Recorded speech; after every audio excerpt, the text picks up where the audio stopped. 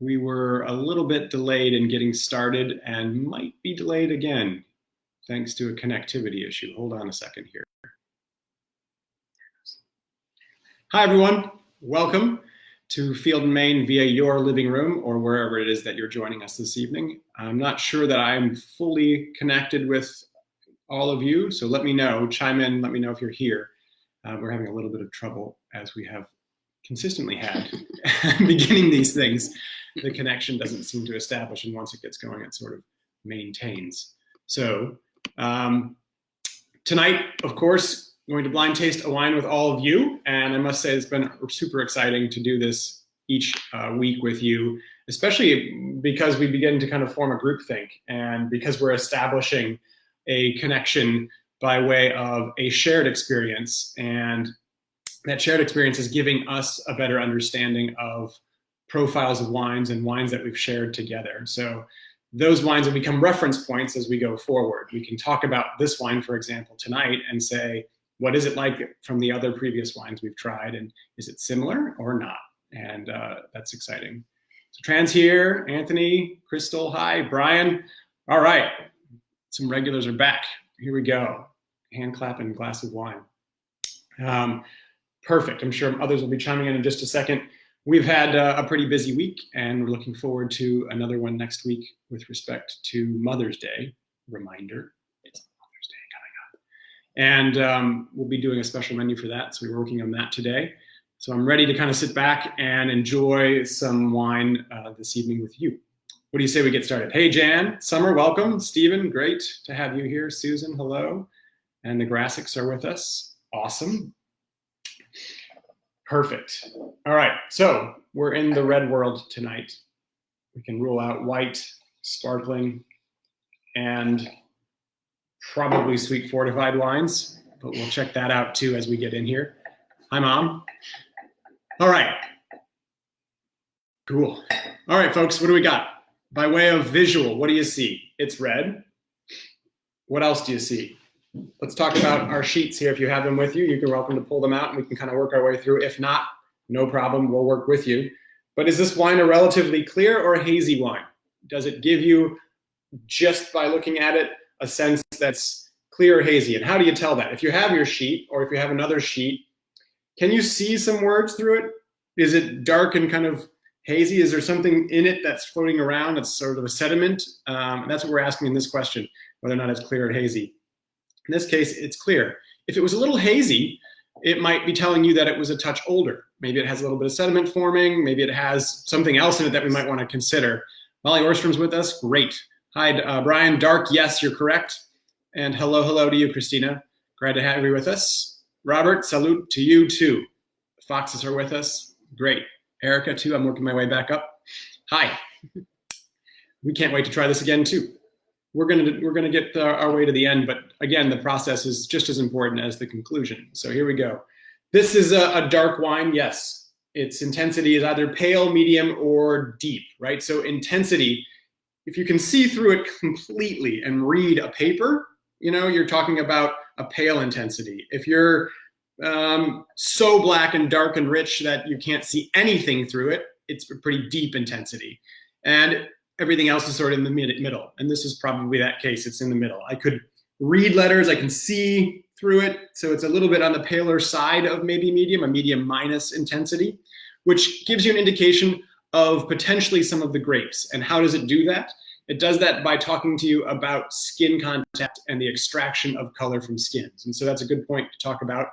When you're looking at grapes, grapes have generally a different thickness by way of varietal on the skins. And the color in the wine comes thanks to the contact with the juice that's pressed from those grapes and how long it sits with those skins, and whether those skins are thicker and richer or whether they're thinner and kind of more refined fine. And so if you think about, say, Pinot Noir on one spectrum, and let's say for those of you from the Virginia area, kind of Tannat or Petit Verdot, you have those reference points, but a Bordeaux blend or Cabernet being rich and powerful, darker in color because of the skins being a little bit thicker and richer, and the Pinot Noir being a thinner, more fable kind of skin. So you get a different perspective of the appearance by way of the color and the intensity of it. on the visual aspects of the wine, thanks to the skin principally and how much time it's spent on those skins. And Stephen's pointing out, yeah, that we're deep ruby. Hi, Melanie, welcome. And Jen and Matthew, awesome. Matthew had a lot of good comments last week. Looking forward to those again this week. Okay, so let's do the nose. So from the appearance, we're looking at a light, kind of a clear-ish wine, no haziness to it. It's a medium intensity red wine that has sort of a ruby color to it. Stephen's note was deep ruby. And that's about right. Yeah, I think you've got this kind of a reddish kind of character on the outside. The garnet would be more of an indication of something with some age. And if it was more purpley, I think we would have gotten a deeper color, and that color would have indicated perhaps a different spectrum of varieties. So right off the bat, we're already looking at sort of a medium weight, kind of thinner skinned to moderately thin skinned wine. Alex, hey man, how are you? Holy cow, flash from the past. Alex and I worked together in Chicago, and he could probably tell what this wine is just by looking at it. He's such a beverage pro. Also a huge purveyor of some really fantastic old Madeiras and ports. He knows his stuff around wine. So great to have you with us, Alex. Thanks, man, for joining. And hi, Jan. Always a pleasure to have you back. I miss your hugs. I won't lie. It's time for some more hugs. Okay, back to the wine. The nose. Let's go into the wine. So you smell it. First and foremost, you're looking, is it clean or unclean? Does it have off aromas? Does it have aromas that smell like wet cardboard, sweat socks that are really turned off? You've got, what else? Plastic, Band-Aids. Volatile acidity could be in the form too of, say, nail polish remover. All of those types of aromas might be an indication of something a little bit off in the wine. And sometimes there are little faults that are present in a wine, like the first wine that we tried way back when, that you didn't try, but it was the Zinfandel from Ridge. It was gorgeous and somewhat faulted with the volatile acidity in the beginning, and then it kind of came on strong in the finish and made it hard to place where that wine was from. Some of that character is beautiful. One of the best wines in the world, as far as I'm concerned, is Chateau Moussard, and that wine has all kinds of wonderful faults. But I'm not getting too much in the way of fault here. I'm getting some fruit and some dark staining that Robert's noting, and Jan is noting that dark color too. Alex, yeah, man, I miss you too, brother. It would be great to catch up at some point. I look forward to hearing about what you're doing. The darkish color then, yes. Okay, so what are you smelling beyond just that it's clean? Is the aroma intense? Is it super pronounced? Are you getting a bunch of things right away? Is it medium, or is it pretty faint and light, hard to pick anything out? Yeah, Max is pointing out that it's a bit closed down, and closed down meaning that it's a little bit faint. It's not really expressing itself, and so it's kind of hanging out in the background. It's not jumping out to him. There's a little bit coming out to me, but not a ton. Any aromas in here remind you of what we've tried before? Is there any indication that, hey, this wine is similar to what we've had before? Say 2 weeks ago? There's a little bit of like a kind of a raisiny element, huh? Musk. And wood, Stephen noting, and Jan noting musk. Yeah, so I'm swirling the glass per Max's note about being closed. So when a wine's a little bit closed, sometimes perhaps it just needs to aerate a touch. I mean, if you think about being closed up inside a bottle for a period of time and were caused to come out and just be expressive, you might not be. You might need a moment to catch your breath. And that's what a wine might need to as well. And as you kind of swirl the wine, it aerates and oxygenates, and the compounds that are present, that are alcoholic compounds, release in there and bring with it aroma. And so as I'm swirling it like this, and once you become kind of wino, you start to swirl everything. You swirl coffee, you swirl orange juice, you swirl water for that matter. You just can't stop swirling. Swirling's fun. But the aroma is important to come off of a wine, and you can get a little bit of it that way in the way of a swirl. So it's opening up a little bit, and Max is noting, sir, that there's a little bit of plum. Robert, I agree. I definitely get a little alcohol in the nose too. There's a heat to this, which is intriguing because we had said that it's sort of a moderate profile and appearance. It's not super deep, dark, rich in terms of the intensity of its appearance. So we're kind of heading toward a lighter skinned wine that was not quite as perhaps from a hot climate, but it's throwing a lot of heat off the nose. And so it's maybe telling us that it would go somewhere else. And Molly's pointing out some cherry. Yes. Jen is saying that it will go well with the enchiladas he's cooking tonight, or our chef's cooking tonight. That's awesome. Always nice when a pairing hits. Yeah, there's a little bit of alcohol per Brian, slight front and wood. Yeah, let's touch on that. So let's deal with some fruit. We got cherry, we got plum, musk was noted. Earth and elements, anything earthy. We're getting a lot of wood notes. We get some slight vanilla quality and wood character. I think that's fair. I'm getting raisin. The plum, yeah, maybe a little bit of fig, some raisin.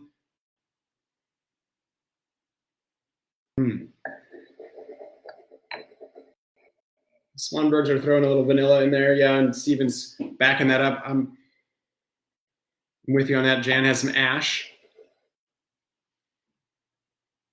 Okay, so there's some earthen elements in the way of sort of the smokiness from the ash. There's vanilla from perhaps an oak usage.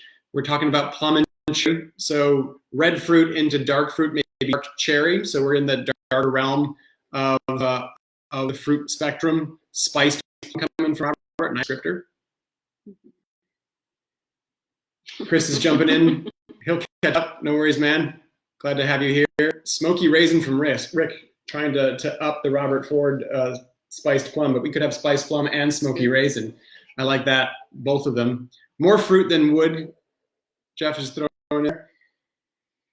Yeah, I think more fruit than wood on the nose, but there are little spice notes and some of that vanilla that's coming through. So we're already thinking this wine has a little higher alcohol. It has reddish, darker kind of fruit, so red to black fruit in the way of the plum and the dark cherry. And we think it probably has some oak usage, right? So we're already kind of framing a perspective on this particular one. Now I have to go verify as we look at the palate. Sense the palate. Yep, we got raisin cocoa, raisinettes, nice. Melanie's throwing out picadillo.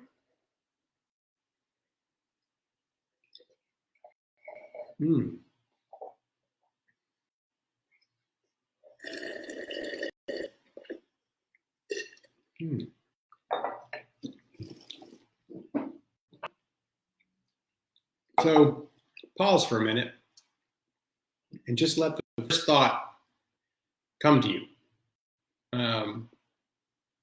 Oftentimes, the first impression, especially as you get more in this, becomes the best impression and the impression you want to work with. And you want to just make note of it. It's a danger to latch onto it and to say, oh, my first impression is right, and I'm only going to see that. And oftentimes when we're tasting a team here, one of us will get stuck on our first impression and just can't off of it and can't work through anything else. And so, but make note of your impression. And, you can even physically make a note.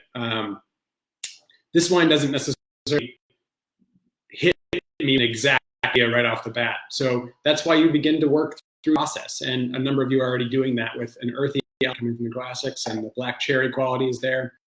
Before we hit all the flavors, let's just talk about the actual structure of the wine, the palate. Is it dry? Off dry? Sweet? It's not sweet. It's not off dry.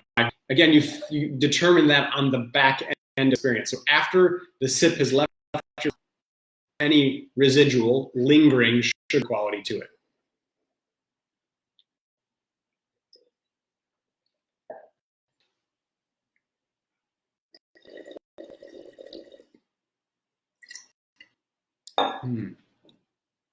It's dry. How about the acidity? Are you salivating? I am, yeah. So this is a dry wine with medium to medium plus, maybe even acidity. It's making me pucker a little bit. Wow. And some tannin, right? So there's a mix of that tannin and acid, and the tannins are what? How would you describe the tannins, guys? Very dry. noting Chris, I agree. The tannins they're not super pronounced. They're a bit powdery. Like if you were to powder something and just kind of like think of powdered sugar, how it would coat your tongue. It would everywhere, wouldn't be heavy. Rick is noting grape tannins. Yes, for sure. Jen salivating too. The acidity does that too. Yes, Jen.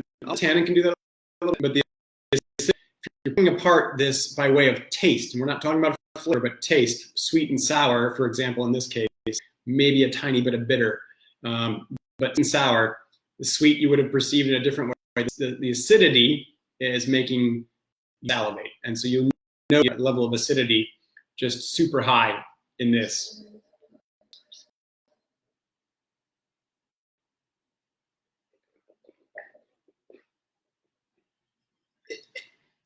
Thinking that some of us that there was a bit of alcohol in this when we smelled it. How about now? You perceive it on the palate. Some notes of being pretty balanced, and usually even a high alcohol wine can be oftentimes balanced, and you don't necessarily taste it. Oftentimes after your sip, you'll get a little bit of a nasal kind of heat coming up the back of your throat, like taking a shot of a spirit that you feel that heat or that burn. Anybody that on this?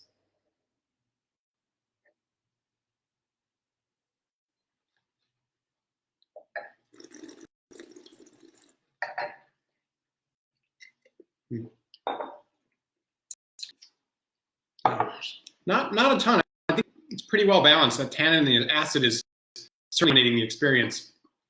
So let's talk a little bit about the texture then, and then we'll venture into a whole series of awesome descriptors for the flavor that I'm seeing, from black pepper to a lot of fruit elements that are there. It's way more expressive on the palate than it is in the nose, isn't it? But the texture, we are about skim milk, 2% milk, and whole milk. Is this light? Is it kind of a medium body wine with a little bit of muscularity, or is this really robust and full? And you can use those milk as a reference point. I think this is more medium. It's got some structure to it, the tannin and the acid, but it's not super round, right? It's not voluptuous. It is much more muscular and lean. It's definitely light. Alex is asking how high the ABV is. I think we're in like the high 30s here, maybe tucking in 14, but I could see 13.5 to 4 pretty comfortably, Alex. That's just something you figure out a little bit based on experience.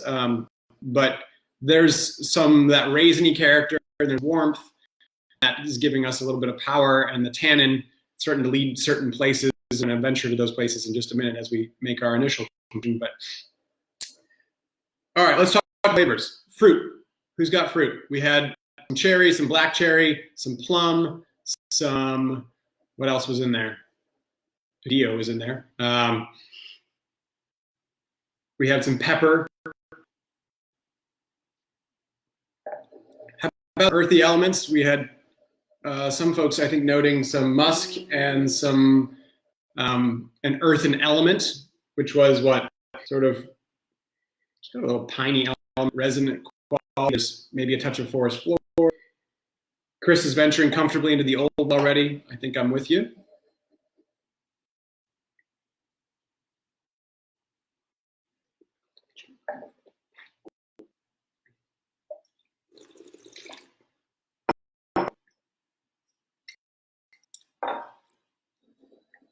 Stephen, +1 for the old world as well. All right, so let's talk about that for a second.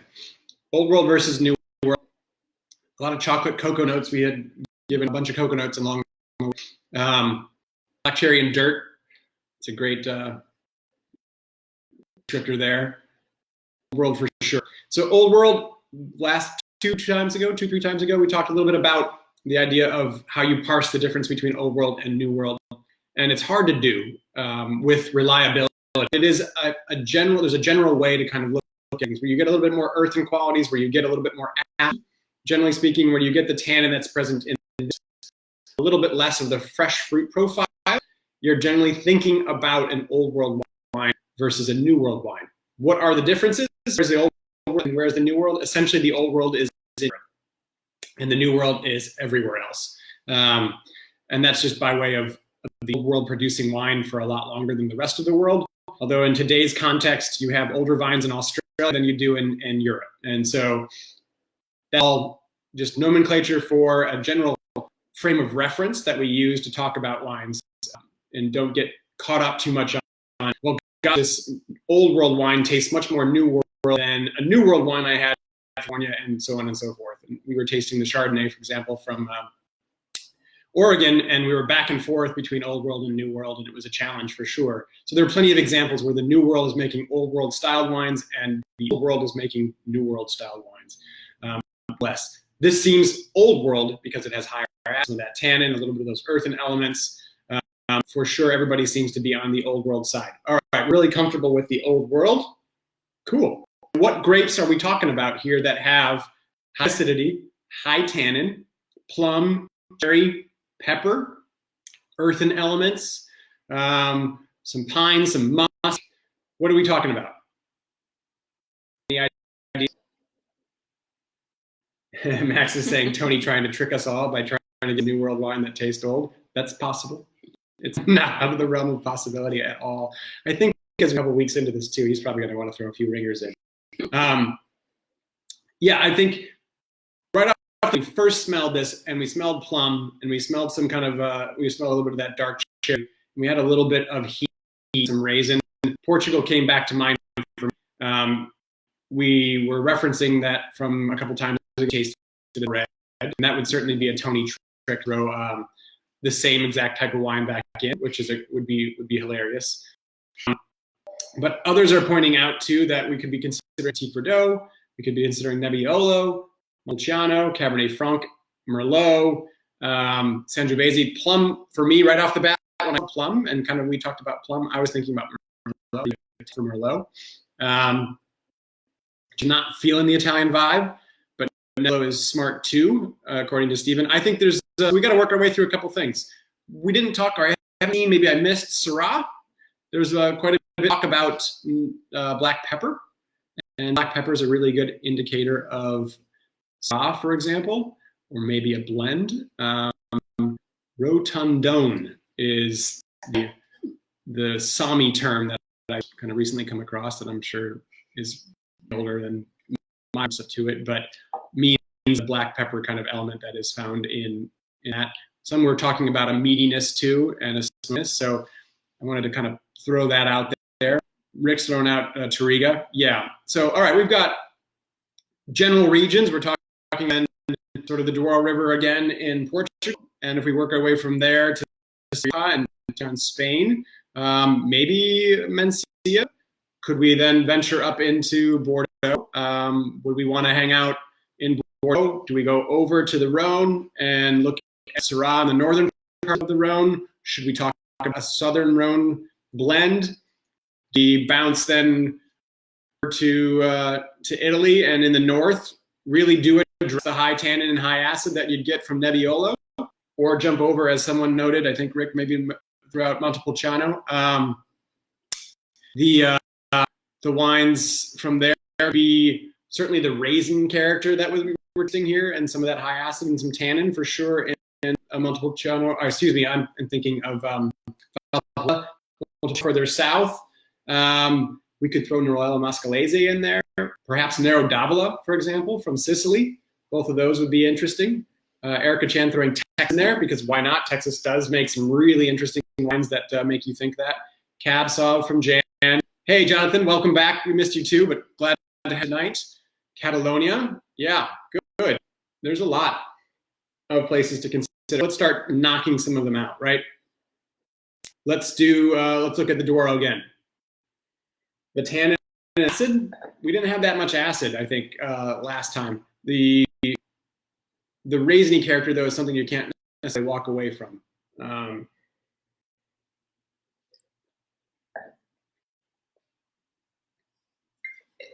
This is a hard one because it really gives us a lot of potential places to consider. Wow. Okay, So is it Bordeaux? Young Bordeaux, maybe. Merlot-based, right bank. It fits some of the boxes. I'm not sure it fits all boxes. Kind of keep that as a reference point. I don't necessarily think that. I talked about them for a second. Wow. I don't think it's the Southern Rhone. I'm not kind of the blue characteristics or the blue fruit I might get from Grenache. And the weight, the weight, I think would be more up in the 14%. And this doesn't seem up there that high. Max, yeah, I'm not sure. No, or rule out Petit Verdot. Petit Verdot for Melanie, yeah, that's a call too. I mean, I would get a little bit darker quality of Petit Verdot, and I'd go back to the appearance. And this is a little bit lighter, a little bit more red than purple, and Petit Verdot would show a bit more purple. So the reddish element is an indicator to take me away from Petit Verdot, take me away from Tannat, take me probably away from Cabernet type blend. So Bordeaux is a little bit less likely. I mean, it could be a real heavy Merlot dominant from something like Saint-Emilion or a site around that particular area. Tempranillo is an option. Sangiovese is another option. And it's not a bad option. Back in Italy. So France doesn't seem like it's presenting necessarily the best option here. So we'll table France. We're kind of still earmarking Portugal. Let's work on Spain. Got quite a few people on the Spanish side of things. And to be frank, I think there's an opportunity for Tempranillo. Tempranillo is a great bee that, with the amount of experience I've had a limited amount with Tempranillo relative to everything else, and there are a lot of variations on Tempranillo, and so you could have just kind of easygoing, beautiful, fun Crianza, kind of Rioja that's very, very different than Rosera, and you could have Tempranillo from other places in Spain that's differently too. So I'm going to go with table that too. All right, so we're thinking about Spanish versus Portugal, perhaps. Let's work at some of Italy and see if we can knock some more out, so we can't really dig in to those definitively. Nebbiolo.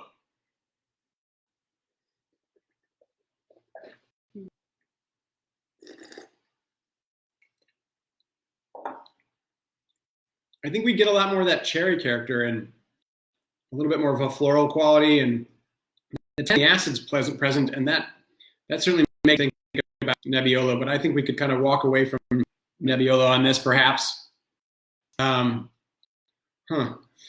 So we venture over to the east, to the Veneto and Valpolicella, raisiny, more powerful, kind of a ripasso style, perhaps, of Valpolicella. But I don't know that this has the color, again, and the density. Doesn't have the stuff. Remember, we were talking about the intensity of the palate being more medium, not really rich and round. So that kicks that out. Montepulciano, it could potentially. I don't know that I get as much tannin off of Montepulciano typically, although I've had some foolers there. That's a possibility, and the acid would be there. So we're kind of looking back at Nero d'Avola and Nerolo Mascalese. Nerolo Mascalese, I'm not kind of the earthenness and more the cherry note or the reddish fruit note, and the Nero d'Avola could be in the elm, but I think generally a little bit darker in color, although I've had some that are a little bit lighter. So it's a possibility too. I had a couple people just note that, hey, you know, they're going Spain. So Tempranillo from Spain is Chris's note, Robert's note well. Susan's noting that it sounds warmer than Bordeaux. Yeah, and that's a good indication too that we should kind of venture away from France. Let's talk about oak. What do we get from the wood? We got vanilla, which can be more of an indication of American oak, perhaps, which would be to Spain too, perhaps in Rioja, for example.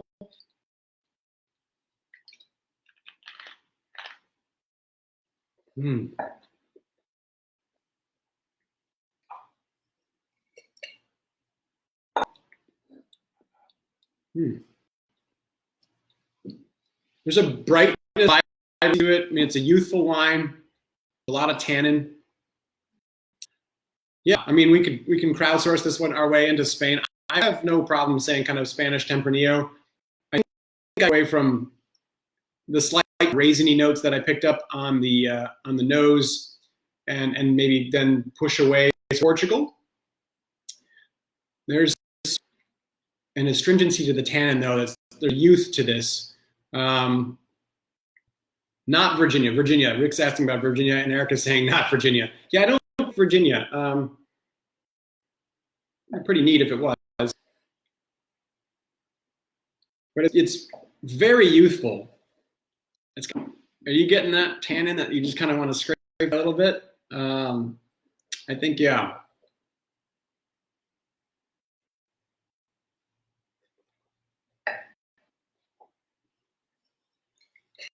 Okay, so you said Aglianico, Crystal. Good guess. Yeah, tons of tannin, a bunch of acid.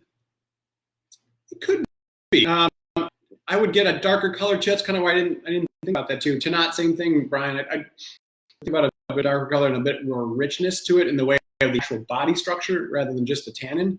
The tannin just keeps building, and Tannat would have that for sure. So it could be, we could revisit, say, Mataran in France and southwestern France and play with that.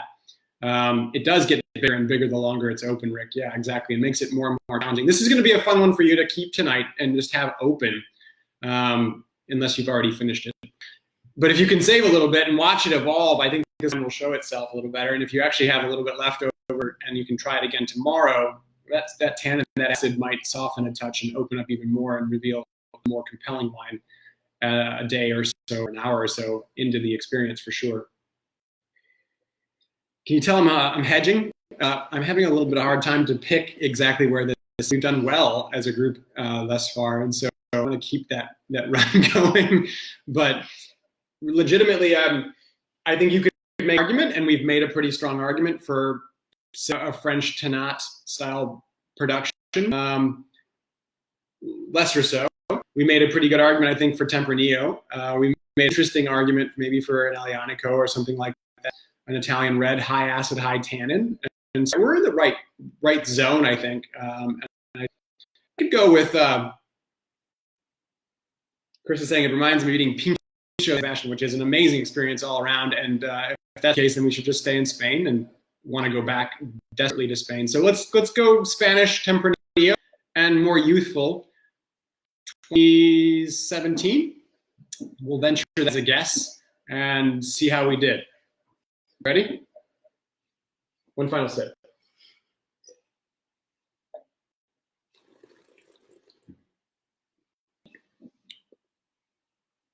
Oh, hey, Rioja.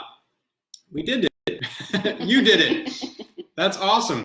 Yeah. A little bit of that vanilla note, some of that oak. This is 15, though. That's great. That's a super tasty wine. This is become a really great producer that makes a whole series of wines from a couple of different vineyards, but Castillo Higuet and the Finca Higuet vineyard, this incredible wine that they age in oak for American oak before they release it. It's pretty remarkable. So this is Tempranillo. I don't know that this has Graciano, Mazuelo, and Garnacha in it too. So it's 80% Tempranillo. So we were right. I mean, we get enough credit. The alcohol on this is 14%. So right at 14. It kind of came off hot. It came off a little zinny and then sort of receded back into the palate. Other profiles, some fig plus. Yeah, that's great. So but totally, if we leapfrog the 2 weeks ago to this, and we had the Portuguese Douro from Quinta de la Rosa, and now this. That one had that more raisiny element, a little alcoholic element, but there's a continuum between them in terms of that riper fruit structure, some tannin.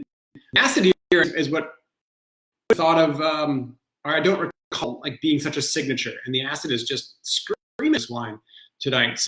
So hang with her a little bit if you can. If you haven't made dinner yet, put it away while you're making dinner and come back to it. If not, just give yourself a little sip to have as a cap later and see what you think. I think it's going to come on beautifully as it opens up a touch. These are gorgeous lines that are a really great value. Good call. We had a lot of folks that were on this early and jumped into Spain and Tempranillo really fast, and so that's awesome.